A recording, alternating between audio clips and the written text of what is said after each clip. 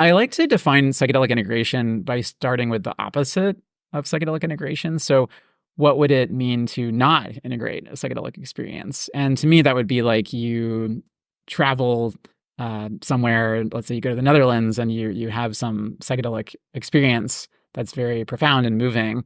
But then at the end of the weekend, you go right back to work, back home, and nothing has changed whatsoever. Like the experience is completely compartmentalized from your life. There's no interweaving of any of those lessons or insights into your experience. That would be the opposite of integration. That would be a non-integrated psychedelic experience. So psychedelic integration then is, how are we taking the insights, the lessons, the openings, and weaving them into our life so that they become active, so that they become lived experience, so that they become embodied.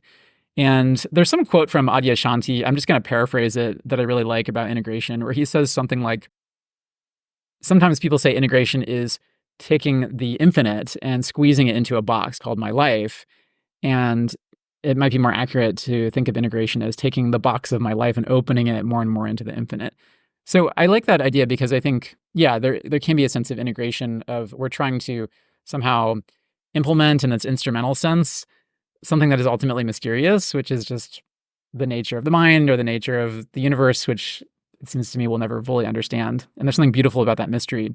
So if we take psychedelic integration to mean that, okay, I'm going to have this experience, I'm going to get X, Y, and Z insights, and then I'm going to implement them in this way in my life, it all becomes part of this project of control, which just seems to create more problems.